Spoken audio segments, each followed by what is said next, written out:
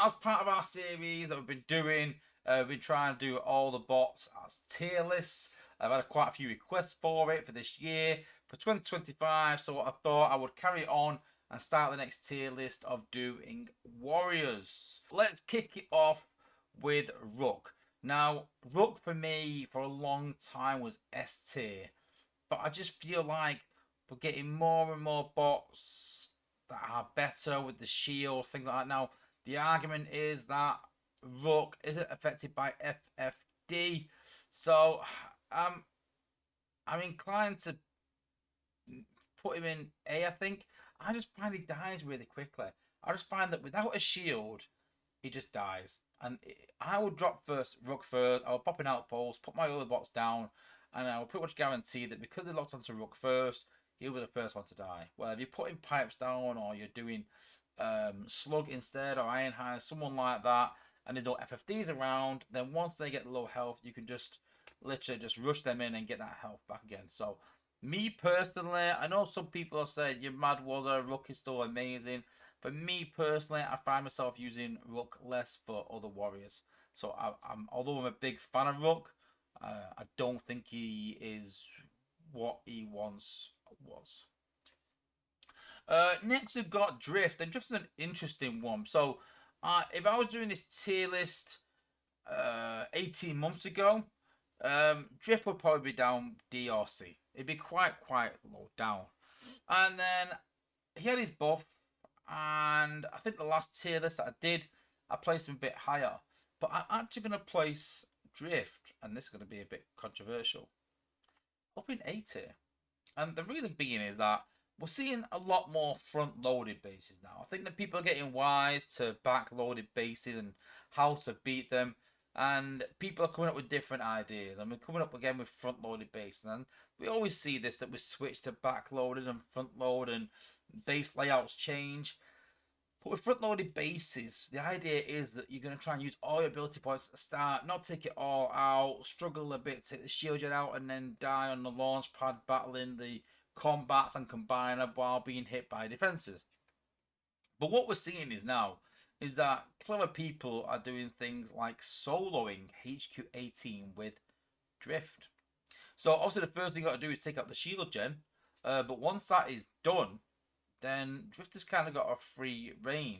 And all you need to do then is use your Titans, try and get some 3-point buildings destroyed to keep them points up and hopefully destroy the HQ19. And then if not, you can even use another bot like Slash or something like that. So I feel like Drift is decent, but it's even being used at the top levels of wars right now to solve front-loaded bases. So it's actually a very good bot. He has a really high output of damage to single targets if you use his G1 core. So Drift is a very good bot right now in the meta. Next we've got Dinobot. I've never really been a fan of Dinobot. The reason I don't like Dinobot is that when you use his ability, he runs off ahead. He runs ahead to battle with the minions, with the hollows. And I'm not a big fan of that, if I'm honest with you. It gets him into trouble. It makes him die. And we spoke about Rook sort of dying very quickly without having a shield. And you'll see this, that most of these warriors without a shield will be ranked a bit lower. I think shields are the way to go forwards, quite high up in the tiers if they have a shield, but lower if they don't. And sadly, because when you use Dinobot's ability, he runs ahead, he becomes the focus of most defenses, and because he hasn't got a shield. So he is still decent. The hollows do quite a lot of damage. You do get, a few hollows rather than just one. So it has its advantages, but it's never quite sort of hit them heights. Next up, we've got Goldfire. I absolutely adored Goldfire back in the HQ16 days. He was probably one of the best bots in my team. I was a massive user of Goldfire to the point where I think I probably used him more than anyone and loved him probably more than anyone as well. It was absolutely immense. But again, without them shields, he's kind of dropped down. His damage is not high enough anymore. Then we had the motion sensing mines, soon to be called the T-Lock mines, that halted him in his tracks. They were sort of brought out to try and stop Sack. but actually stop Goldfire even more. And so all of a sudden now, Goldfire has got anti-fire cores. He's got the MSM, which prevents him. The MDS, almost impossible to kill. And so there's so many counters for Goldfire that, especially at higher levels, he's pretty much useless. But I know at lower levels, he can absolutely annihilate a base. So we're going to put Goldfire in C tier. Next, we've got Hotspot. Now, Hotspot does have a shield per se, but the problem with Hotspot is what we spoke about last week, is that Reflect is not always made up to be. So I actually forget sometimes and think, oh yeah, that sounds really good. 90% Reflect sounds amazing. But what happens is the bot takes 100% of the damage and then reflects 90 back. So it doesn't actually stop them taking any more damage. It's not like it protects them for 90% and they take 10. They take the full 100 and then reflect 90 back as well. And so I just feel like, again, Hotspot without that shield is not that good. If they were to rework Hotspot and give him a shield with that reflect, I feel like he would be the best warrior in the game. But sadly, he doesn't. And so for that simple reason, he's going down into C tier. Next up, we've got Pipes. I don't think you'll find anyone in the game that is not going to agree that Pipes is probably one of the best warriors in the game. Absolutely immense. He has that shield, he has that extra health, he has acid, which stops healing as well. Absolutely immense. You can obviously double it up with fire, which is quite big in the meta right now. So Pipes for me is probably the best warrior in the game by far. Next we've got Grimlock. Now Grimlock got changed from special class to warrior and then got the rework of a shield and things like that, got extra damage. So Grimlock doesn't have as much protection as the likes of Pipes does, but does more damage like sort of Goldfire does. So it's found a little bit of a niche area where he does quite a bit of damage but not quite as much health. But because of that, again, it doesn't quite stay alive as long. And although Grimlock is a lot better than what he used to be, I don't feel like he's hit the heights of the game where I think he should be being Grimlock. And so I think Grimlock's going to go into B tier. That he has his uses, he's okay, but it doesn't quite hit that sort of war team sort of rank yet.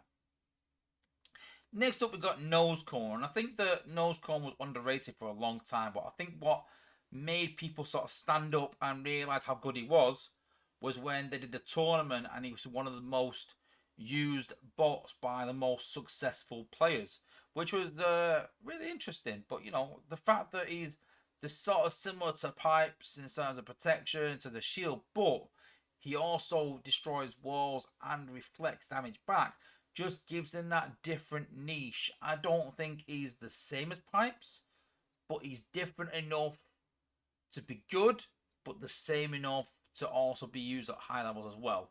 So in terms of protection, very similar, but in terms of utilities, really, really good. And so literally, Nosecone is literally going to S tier.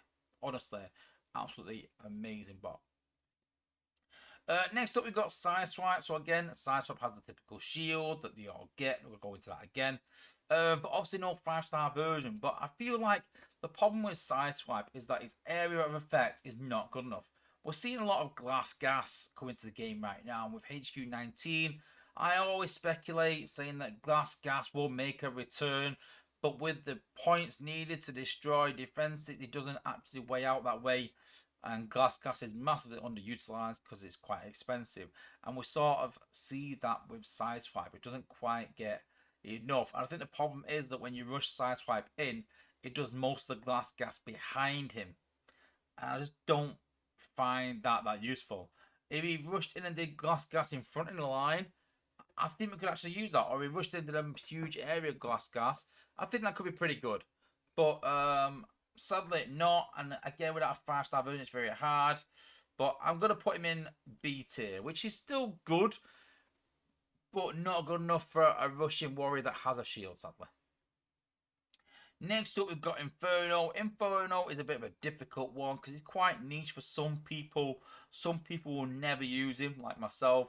Some people will swear by him because you can get so much output by him when used with other bots in a kind of a spam utility in a way. if you can use Inferno and you get 2 or 3 abilities off within them 10 seconds to try and do as much damage as you can, then it can be absolutely amazing rather than comboing other bots. It just means that you've got to have another space on the shuttle for Inferno, and I feel like you can only get 1 use out of it really. Once you start to get 2, it gets a bit expensive.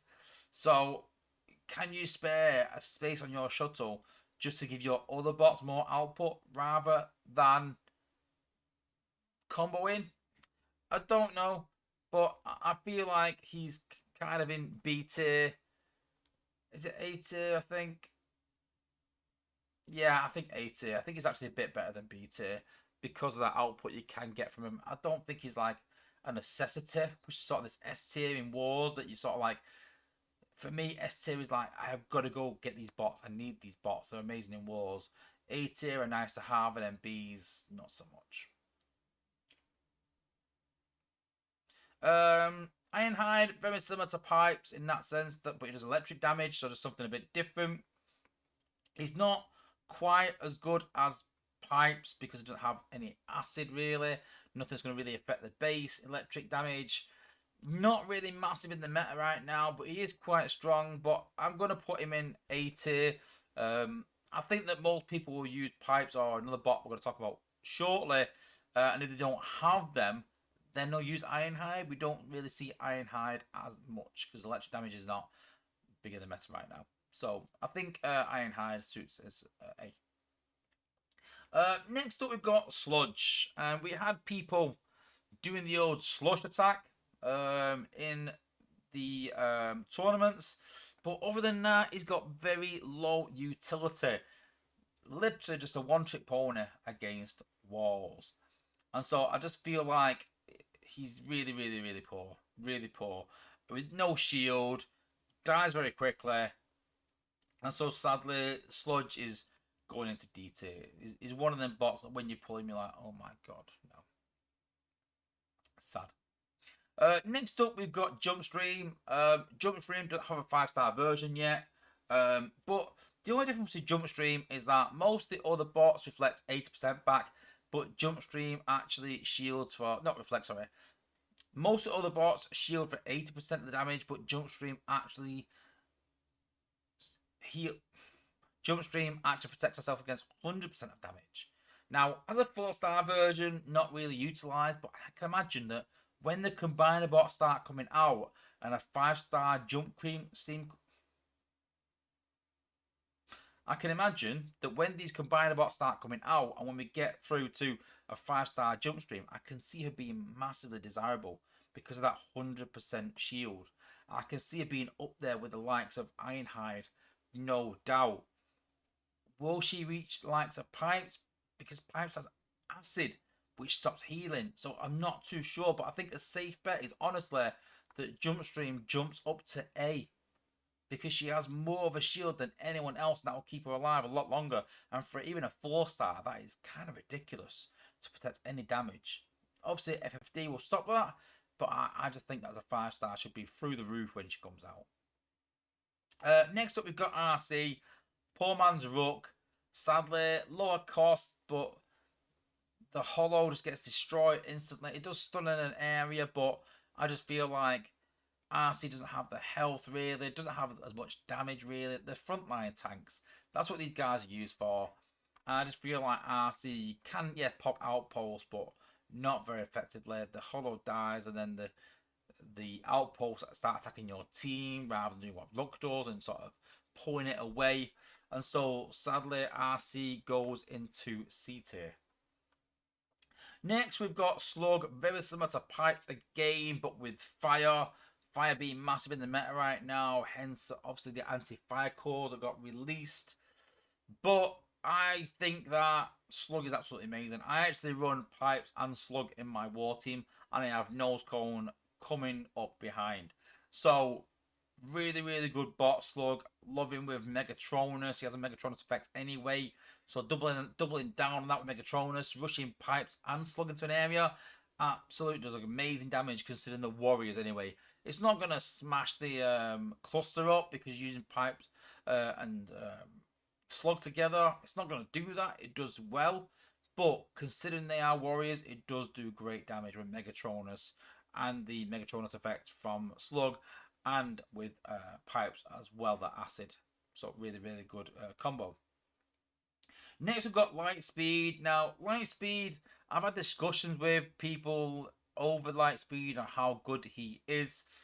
I feel like he's a pretty good outpost bot. I feel like he's an average Billbot destroyer. I feel like he's average at popping outposts. I feel like he's got very average damage. And so for me, it's just very average. I think the big difference is G1. His G1 is absolutely immense. I think his G1 is the best G1 in the game. And for me, without that G1, I think he'd kind of be down C tier. But his G1, honestly, absolutely pushes him up to that A tier. Just because it gives him them 2 revives. You add Solus Primum and he gets another revive. You put him in an outpost, he just doesn't die. He's just there forever. And he's got a slowdown on defense. Very much defensive bot. But I just find that he is really, really good on defense. But quite average on attack. Some other people like him, not me personally. But that G1 just knocks him into A tier. And this just shows how a good G1 core on a bot can literally just be a bit of a game changer and make them do things in the game that people see as desirable. Next up, we've got Bulkhead. Bulkhead again, only a 4-star version, but I think will be absolutely immense. If we are going down the route of slow and speed up, being more within the game, I think the Bulkhead will have a great place. I don't think, again, he's hit the heights of Pipes and Slug, but I find that because there's no counter to any slowdown yet, I think he'll have a really good place in the game once he gets a 5-star version. I don't think there's any rush for it because he's not a combiner bot, but I think he'll have a good place in the game, and I think he is actually A tier. Next, we've got Pyro Magna. Pyro Magna is a bit of a difficult one. Pyro Magna was a lot like Slug in the rewritten Slug, and then gave Pyro Magna a bit of buffers again. But I just feel like the two similar in ways. And although she's a 4-star version, she's very similar to Slug. But I just feel like eventually they're going to rewrite Pyro Magna to give us something different. And right now, you cannot put her in S tier, sadly. And I know it's mad that I'm putting a 4-star in S tier. But if she had a 5-star version of herself, I think she would be used up there with the rest of the amazing warriors. She's got exactly sort of similar same stats. Not exactly, but very similar in that sense. But because she's a 4-star version, she gets overlooked. But I feel like she doesn't need a rework, but she's too similar to Slug to not get a rework. So I find that Pyro Magna is absolutely going to be amazing when she comes out as a 5-star. And obviously being a part of Victorion, then yeah, she's going to be.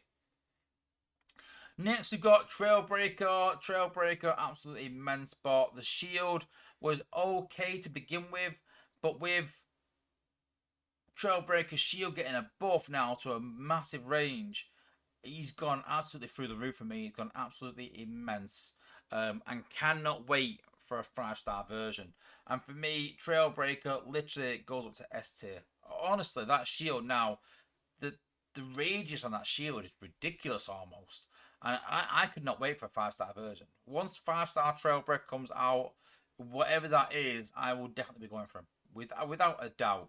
And I honestly see him as like a kind of like a Trax. I really do. I think he's absolutely immense, and I can't wait for a 5-star version. I know some people are going to look at this and going, why would you ever use these bots that are 4-star versions? Again, I've got to judge them all the same. So I've got to put these bots against the other 4-star versions. It's not fair to judge a 4-star against a 5-star because all the 4-stars would be lower ranked. I'm sort of ranking these around people looking at this and going, if this is a 5-star version, would it be worthwhile? All new players judging them all against 4-stars and judging which one's the best as 4-stars. Next up, we've got Beast Wars Ironhide. Does a crazy amount of damage in an area. Absolutely immense. But he still doesn't have that shield. And that's what concerns me. Is these bots that are frontline bots that don't have shields really sort of struggle a bit. And you can see that all the bots that are higher up have some utility to protect themselves. If it's invisibility, if it's a hollow, or it's a shield. And if they don't have that, they have some utility to sort of help other bots. And so, yes, he has Glass Gas that can sort of help other bots. But I just feel like he's kind of B tier as a 5-star version. Without that shield, he's just going to struggle, sadly. And next up, we've got Ariel. Now, Ariel, I didn't think was working correctly. And I spoke to Dale about it. I said, listen, can you have a look at Ariel? She's not working right. She's pretty awful. And then Dale got back to me and said, yeah, I haven't looked at Ariel actually. She was doing more than she should have. And I was like, what? He's like, yeah, she was doing longer duration what she should have. So sadly, she's going to go worse than what she already is when that fix comes in, if it has already. But to be honest with you, I don't even use Ariel now. She doesn't have that shield, so she struggles anyway. The area of effect isn't great compared to like Optimus Prime, so it's a smaller area. It doesn't last that long, so to get real advantage of it. So I'm not a big fan of Ariel, and sadly she goes down to C tier as well. And then lastly, we have Twin Twist. Now, Twin Twist was S tier for a long time. Was absolutely immense on defense. Was the defense bot. Sadly, he's now been taken over by Beachcomber. But I think the problem, again, with Twin Twist is if you use him on attack, again, without that shield, does great damage. But because of that, doesn't have a great health. So, I'm inclined to kind of put Twin Twist as A right now. He's still a really important outpost bot, but people have learnt now how to counter him. He's not the go-to bot anymore. Still could be really troublesome, but on attack, just not that good. Not really sort of S-tit. Need him in your war team. Absolutely unbelievable. So sadly, he drops down a place from S tier where he was, just down to the A tier, where he has some utility. He is good, but not quite those heights that he once was. And that is my tier list for all warriors. So let me know in the comments what you guys think. Do you think that I've got this right? Anyone I've placed wrong? What do you think, guys? Do you think there's someone needs to change? Is there something I've missed? Some utility of a bot that should push it up or push it down? Let me know, guys, in the comments.